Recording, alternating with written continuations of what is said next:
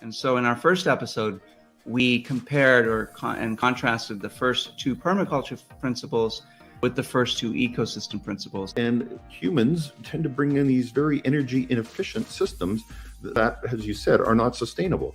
And there's something profound there. And it's disturbing. The same principles in industrial agriculture do seem to be applied to corporations.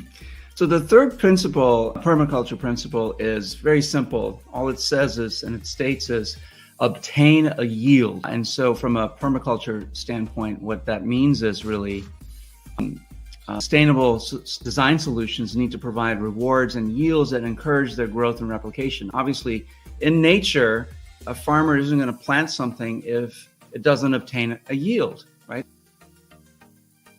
Today's episode is all about embracing disruption. What they found is there's opportunities in their marketplaces, typically in their sectors, where there's an opening to take a moonshot.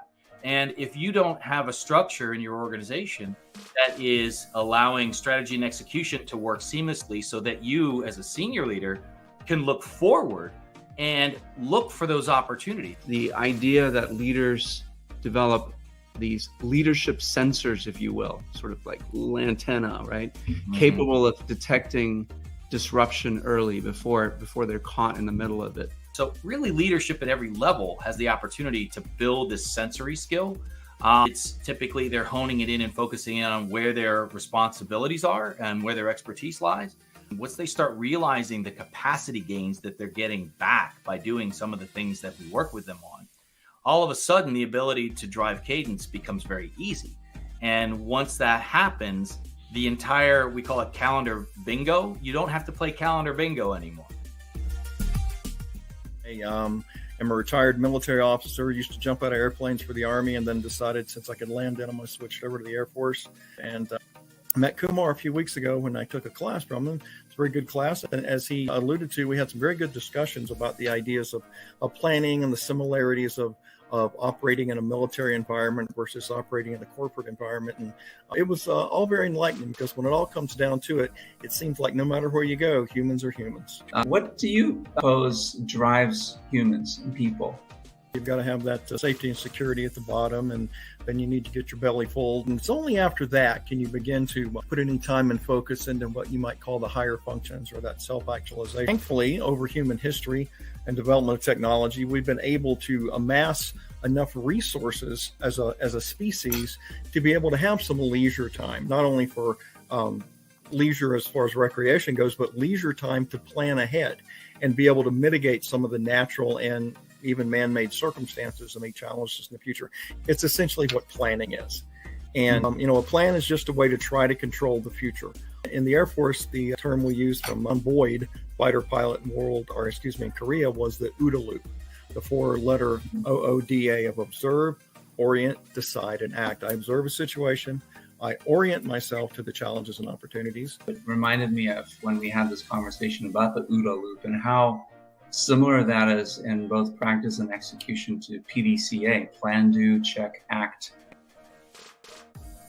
I am Kumar Datatrayan from Agile Meridian, and we are live interviewing Haldor. Not the Haldor from Game of Thrones, but Haldor, the innovator AI bot creator, that Haldor.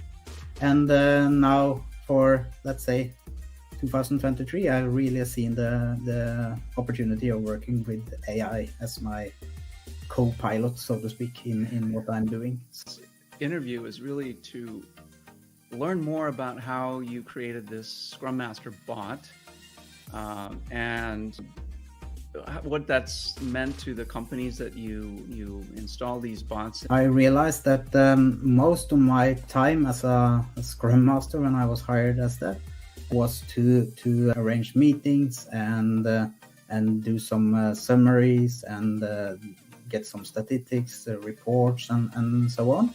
Mm-hmm. So I was thinking, could that be done by the AI? Or should I concentrate on just doing the kind of, for me, boring stuff then instead? Yeah, I was thinking about our our Agile Fundamentals course, it made me remember that Dave Thomas, one of the signatories of the manifesto, wrote a post back 9 years ago he titled it "Agile is Dead, Long Live Agility." He was bemoaning that sort of trivialization of the word agile and the use of it back in 2014. I thought that would be interesting for us to talk about here in 2023, 9 years later. And to have that foresight then to see what it was becoming, what the whole agile movement was becoming I was pretty impressed by that. I mean, he was an original, as you mentioned, he's an original signatory. And, it's just like follow these steps. We don't deal with the mindset. We don't deal with, helping them understand not only what they're supposed to do, but why they're supposed to do it. What's the average life of a CTO in a job? So a CTO comes in and we're going to do safe, and they start going through the change and go through the process. We want to operate with agility. We want to be nimble and quick to respond to market changes and all of those things. And so I would say that Capital One it's not that they've got rid of safe. I think they matured beyond what these frameworks can provide them.